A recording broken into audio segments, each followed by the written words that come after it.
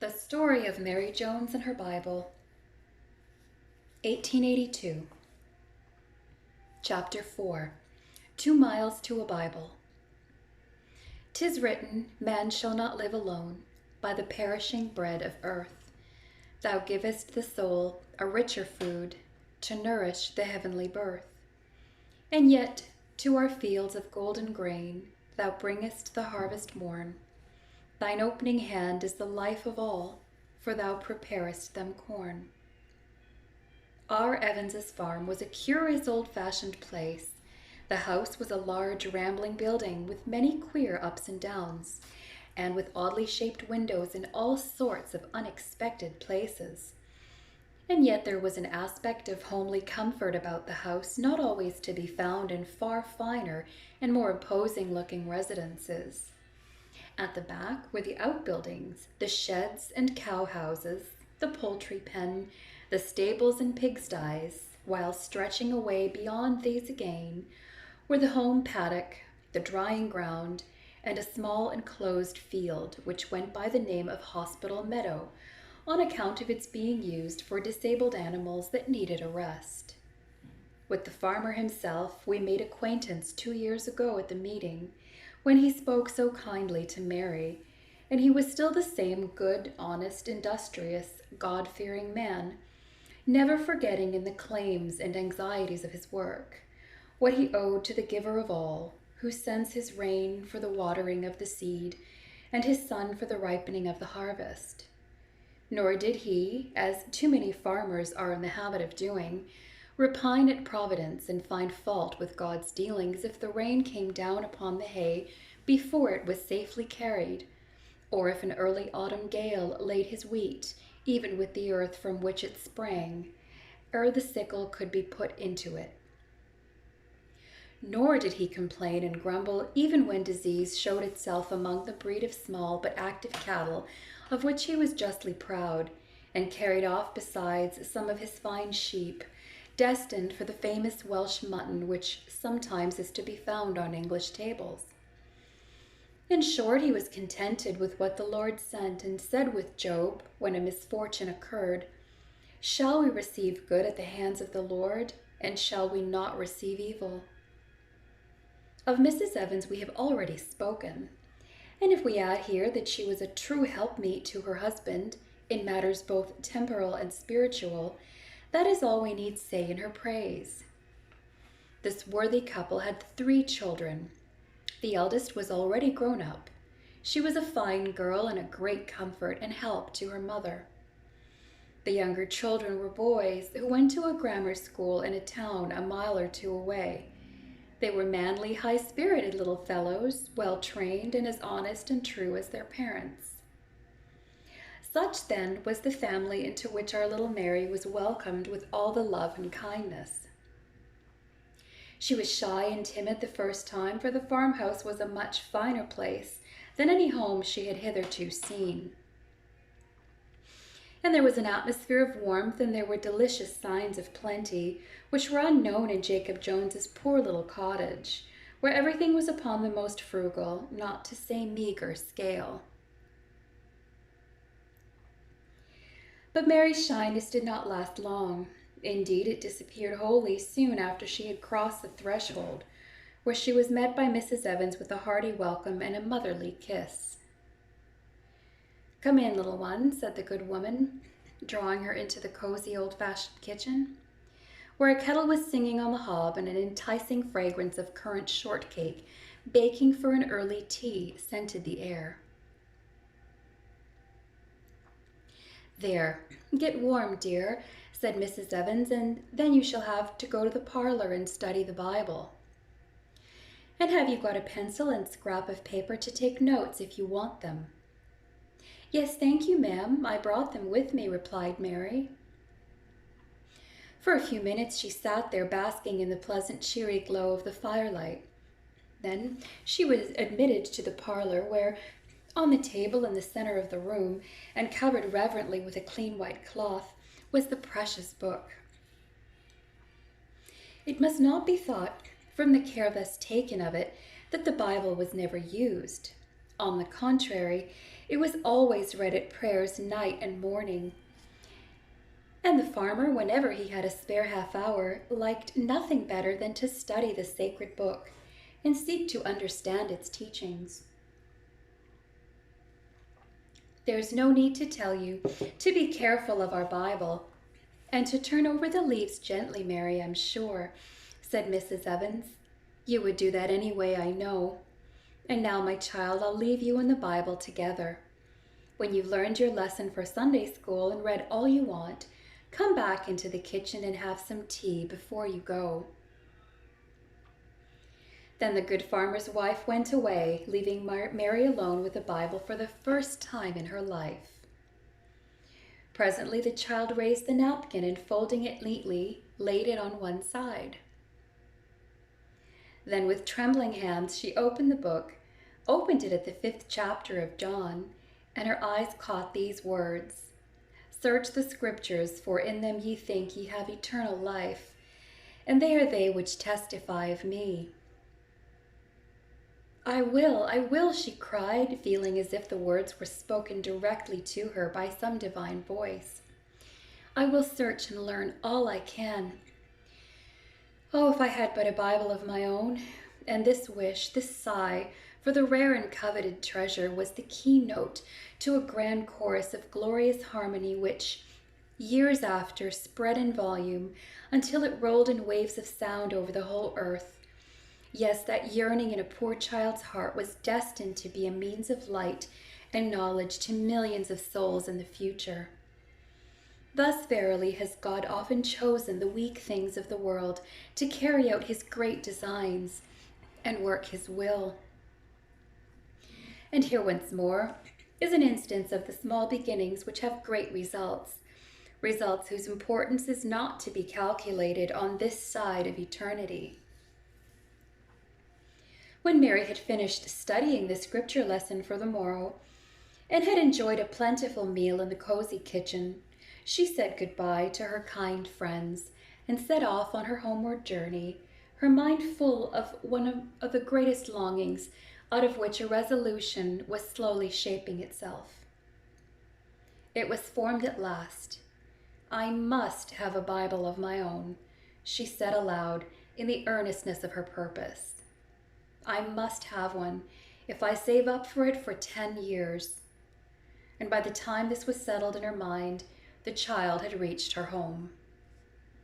Christmas had come, and with it some holidays for Mary and the other scholars who attended the school at Abergynolwyn, but our little heroine would only have been sorry for the cessation of lessons had it not been that during the holidays she had determined to commence carrying out her plan of earning something towards the purchase of a Bible. Without neglecting her home duties, she managed to undertake little jobs of work for which the neighbors were glad to give her a trifle. Now it was to mind a baby while the mother was at the wash tub. Now to pick up sticks and brushwood in the woods for fuel, or to help to mend and patch the poor garments of the family for a worn, weary mother who was thankful to give a small sum for this timely, welcome help. And every halfpenny, every farthing, and farthings were no unusual fee among such poor people as those of whom we are telling, was put into a rough little money box, which Jacob made for the purpose with a hole in the lid. The box was kept in a cupboard on a shelf where Mary could reach it, and it was a real and heartfelt joy to her when she could bring her day's earnings, some little copper coins perhaps, and drop them in, longing for the time to come when they would have swelled to the requisite sum, a large sum unfortunately, for buying a Bible. It was about this time that good Mrs. Evans, knowing the child's earnest wish and wanting to encourage and help her, made her the present of a fine cock and 2 hens.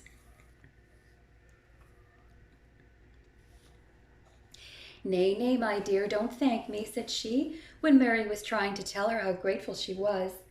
I've done it first to help you along with that Bible you've set your heart on, and then too because I love you and I like to give you pleasure. So now, my child, when the hens begin to lay, which will be early in the spring, You can sell your eggs, for these will be your very own to do what you like with, and you can put the money to use any way you please. I think I know what you'll do with it, added Mrs. Evans with a smile. But the first piece of silver that Mary had the satisfaction of dropping into her box was earned before she had any eggs to sell, and in quite a different way from the sums which she had hitherto received. She was walking one evening along the road from Towan, whither she had been sent on an errand for her father, when her foot struck against some object lying in the road, and stooping to pick it up, she found it was a large leather purse. Wondering whose it could be, the child went on until, while still within a half-mile from home, she met a man walking slowly and evidently searching for something. He looked up as Mary approached, and she recognized him as Farmer Greaves, a brother-in-law of Mrs. Evans. "Ah, good evening, Mary Jones," said he. "I've had such a loss. Coming home from market, I dropped my purse, and I've just found a purse, sir," said Mary. "Is this it?"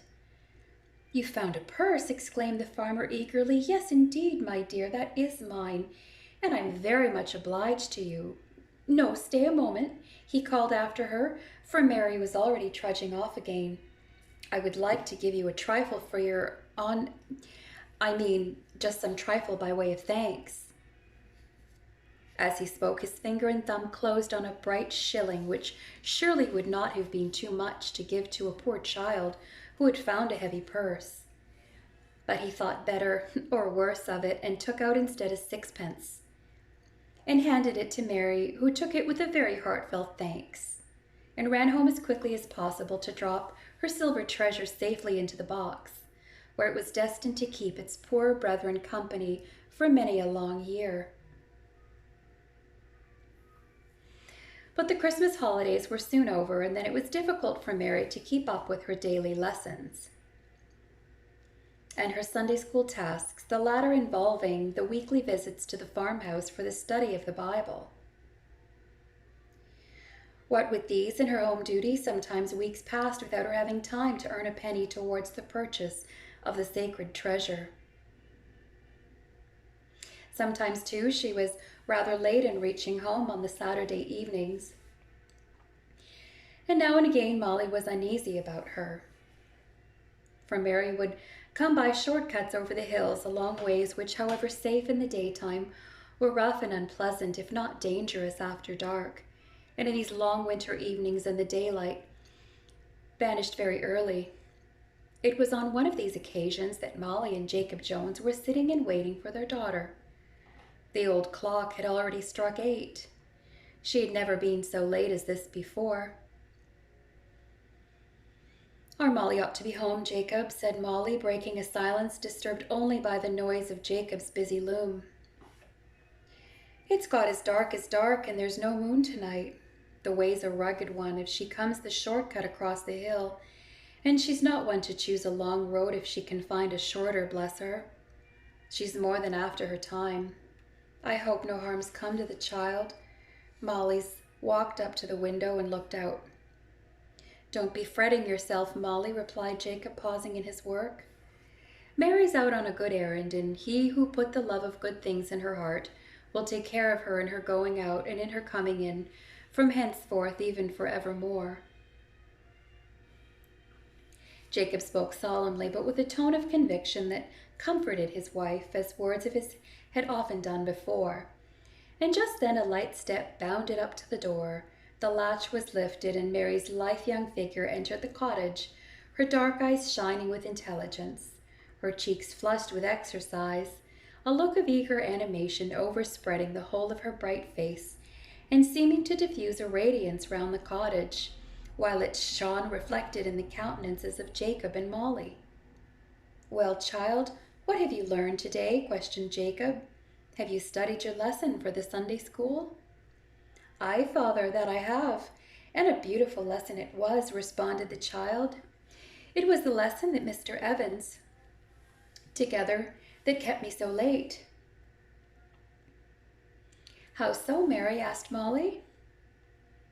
We've been right down uneasy about you, fearing lest something had happened to you." "You needn't have been so, mother dear," replied the little girl with something of her father's quiet assurance. "God knew what I was about, and he would not let any harm come to me. Oh, Father, the more I read about him, the more I want to know, and I shall never rest until I've a Bible of my own. But today I've brought home a big bit of the farmer's Bible with me." "What do you mean, Mary? How could you do such a thing?" questioned Molly in amazement. "Only in my head, mother dear, of course," replied the child. Then in a lower voice she added, "and my heart." "And what is the bit?" asked Jacob. "It's the 7th chapter of Matthew," said Mary. "Our Sunday lesson was from the 1st verse to the end of the 12th verse. But it was so easy and so beautiful that I went on till I'd learned the whole chapter. And just as I had finished, Mr. Evans came in and asked me if I understood it all. And when I said there was some bits that puzzled me, he was so kind and explained them. If you like, Mother and Father, I'll repeat you the chapter." So Jacob pushed away his work and took his old seat in the chimney corner, and Molly began some knitting while Mary sat down on a stool at her father's feet, and beginning at the 1st verse, repeated the whole chapter without a single mistake, without a moment's hesitation, and with a tone and emphasis which showed her comprehension of the truths so beautifully taught and her sympathy with them. "Mark my words, wife," said Jacob that night when Mary had gone to bed, "that child will do a work for the Lord before she dies. See you not now how he himself is leading and guiding his lamb into green pastures and beside still waters? Why, Molly, when she repeated that verse, 'Ask and ye shall receive,' I saw her eyes shine and her cheeks glow again, and I knew she was thinking of the Bible that she set her heart on, and which I doubt not she's praying for often enough when we know nothing about it. And the Lord, he will give it her some day. Of that I'm moral certain. Yes, Molly, our Mary will have her Bible."